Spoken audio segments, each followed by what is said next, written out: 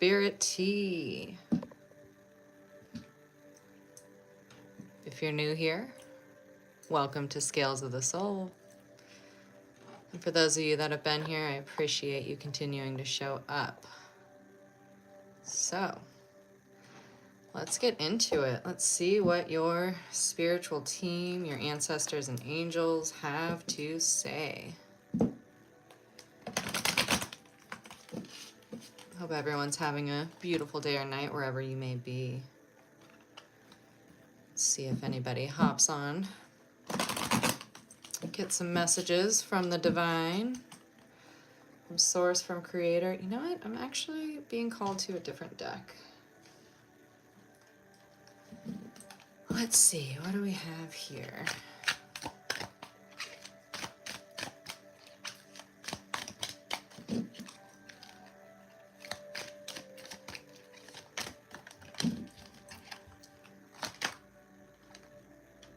Balance. At 1:11 on the timer, perfect timing. Balance. This is for all my Libras out there, bringing in those scales, those balance, that scales of the soul. What in your life needs to find balance in your mental state? Look at that whole cosmos above her mind, connecting to the universe, that universal law, that divine source, seeking balance and clarity in your direction. What else do we have?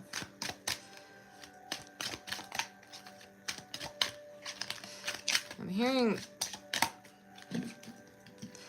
the cosmic contracts, bringing those into balance.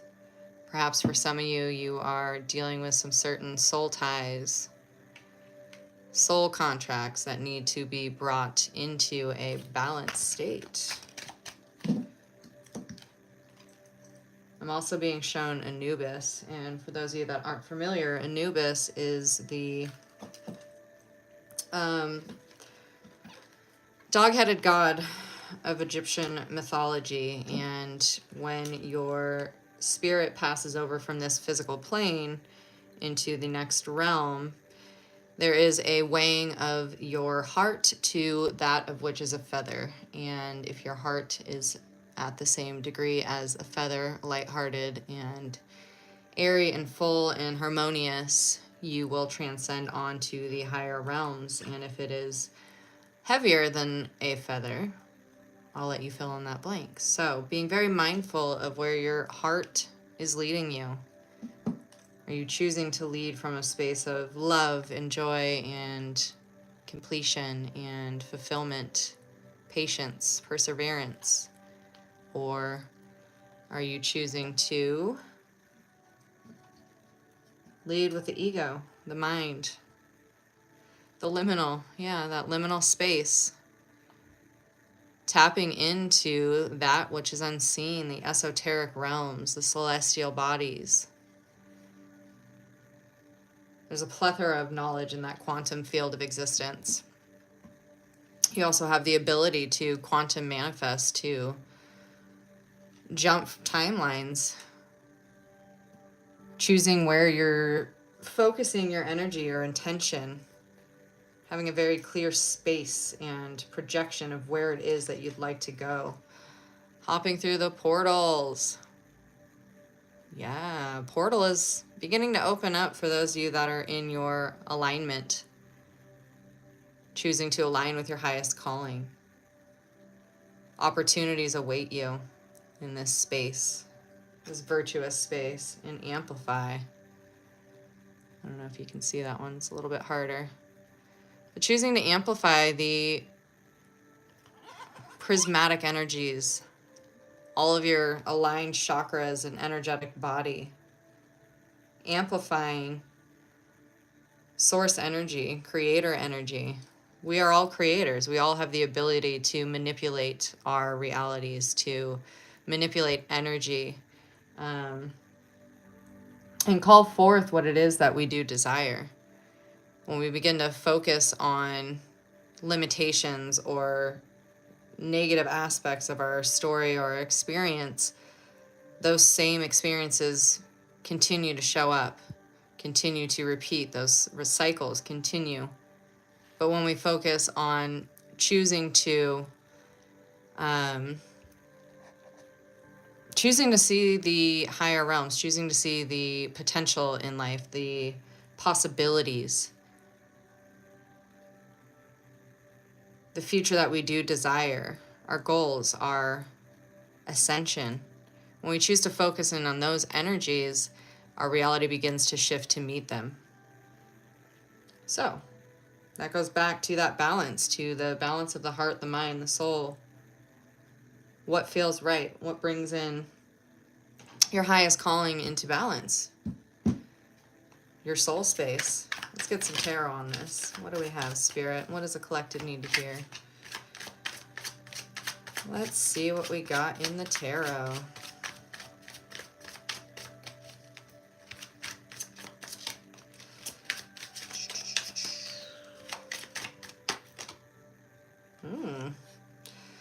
We got the Death card. And sometimes this can mean an actual death, not necessarily in the morbid sense of that, but laying to rest old belief systems, limiting self-beliefs, old patterns, ways of thinking that no longer serve you. Stepping over those challenges or those blockages and being very direct in the rebirth that you would like to take, in the newfound abundance or direction that you would like to go. That card's also giving me a lot of like Chariot vibes, this Death card, with the black and white. That contrast of energies. The ability to move forward, the ability to blend the shadow with the light. Knowing that they are just as powerful when they are in balance. Not allowing one to override the other, because light does not exist without darkness, and darkness does not exist without light. So harnessing your shadow realms, no longer allowing those things to take rulership over you, using those things as an alchemical process to ascend higher, to meet yourself in a new form. We got the Devil in reverse. No longer giving into old temptations,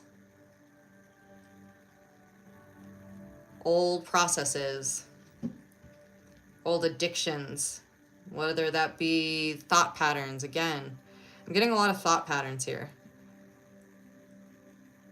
Old systems in which no longer serve you. Releasing those, letting those go, surrendering those. Bringing death to those old beliefs.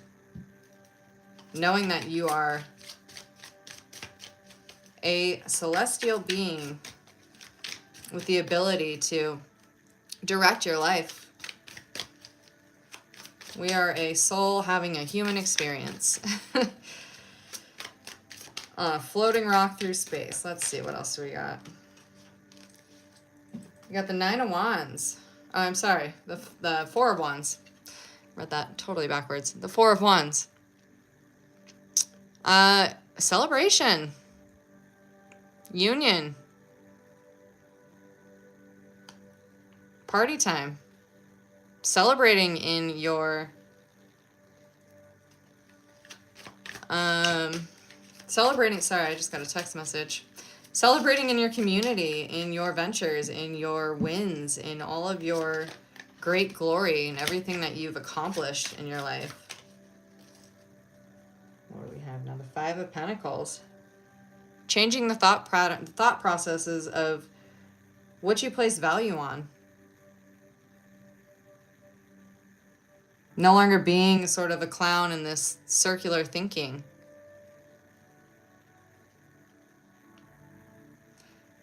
Yeah. Celebrating that change, that wheel moving forward. That pentacle being so strong of value, of where you're choosing to value yourself, where you're choosing to put the directive of your value of thought. Way too many just popped out. Let's see. Let's get a couple more here.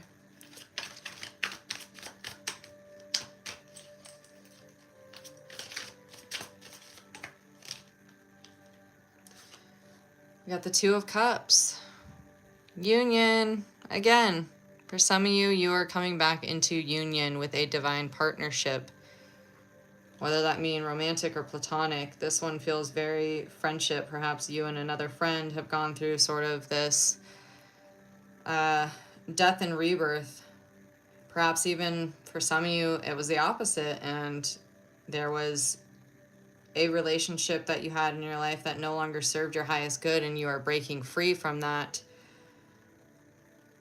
manipulation.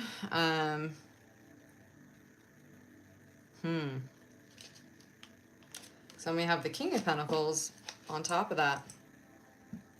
Again, that fiery directive, taking action towards the things that you value, no longer allowing roadblocks, I'm hearing, to shift your perception of what it is that you do truly want to call in and hone in and bring down from the higher realms. Trusting in this journey. All right, let's see. Let's get a couple of more.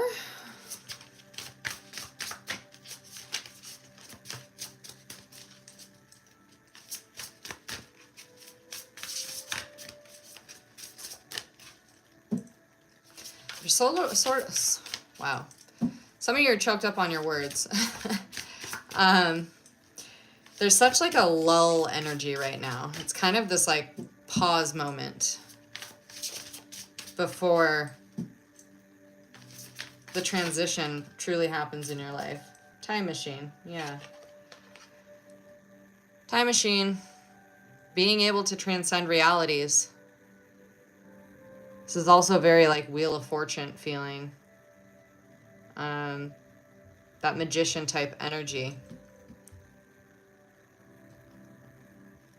Knowing that you have all the tools to curate and manipulate your time space. Focusing your intentions towards your future. No longer allowing your past dialogue to repeat and continue to keep you stuck in a certain energy or a certain story in which you continue to, I'm hearing, devolve back to. Interesting. So using evolution and revolution, moving forward, taking that time machine and actually physically, I cannot speak, you guys, visually and physically putting yourself in the future that you want, in the mindset that you want, in the emotions that you want to draw in the experiences you want to draw in.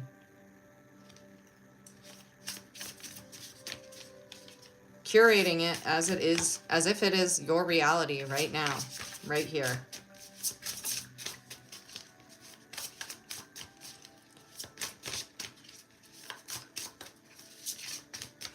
There's also a very grandfather energy coming in. My grandfather clock is chiming right now. I don't know if you guys can hear that, but yeah, there's a very grandfather energy. We have broken open. Broken open. Healing your heart space. Blossoming. Rising up. Attuning to the higher realms, the higher energies. Going within and tapping into your heart space so you can meet this timeline. They're kind of like a mirrored energy, this heart space and this time machine with this golden light, that sacral chakra.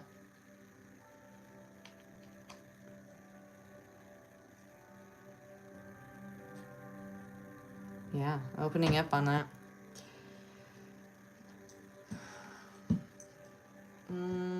Let's get one final one here.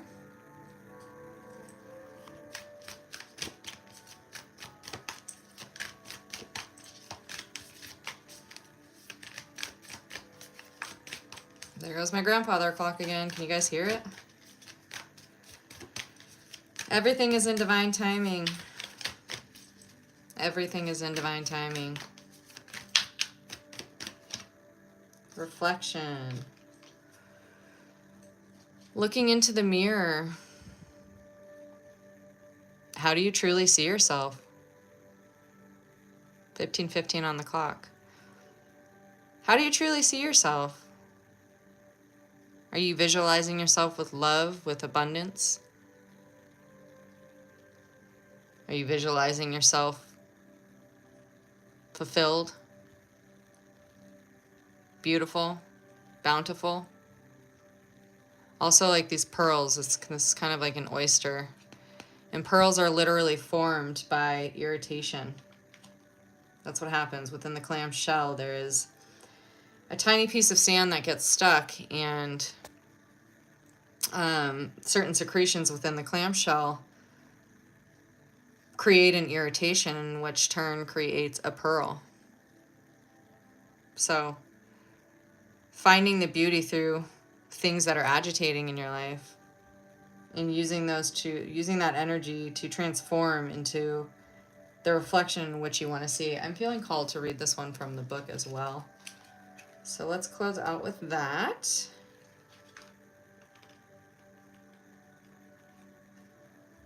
Just past perception. So, how are you perceiving yourself? Reciprocity, also very important. For those who have an intense urge for spirit and wisdom, it sits near them, waiting. Everything you see, everything is a reflection of your inner world, thoughts, and intentions. Yeah, that goes back to the time machine. What if the ancient sages were right and you could change your outer world simply by changing your inner world through self-reflection and clear intention? That's exactly what we were speaking on, right? What are your beliefs about money? Does it come easily and effortlessly, or is it never enough and always lacking? What do you feel about the world? Is it a safe and peaceful place filled with loving people, or is it a scary and dangerous place filled with greedy people who are only interested in themselves? How do you feel about others in general? Are you open to meeting new friends and exploring the potential for beautiful new relationships? Or are you cynical, critical, pessimistic, and constantly placing judgment on the minutiae? How do you feel, period? And how are these beliefs being reflected back at you? These questions and many more like them can be avoided for a long time, but they eventually will need to be confronted. This process of confrontation can be uncomfortable at first, but the more you dive deep into self-reflection, the more you witness and correct your inner vision. The more you'll begin to see how certain patterns and beliefs have dictated your life. Just like going to the gym can be difficult at first, but slowly you become stronger and more accustomed to a routine. Self-reflection gets easier and more routine once practiced regularly. It's a muscle that you can stretch and grow, the proper time and attention and nourishment.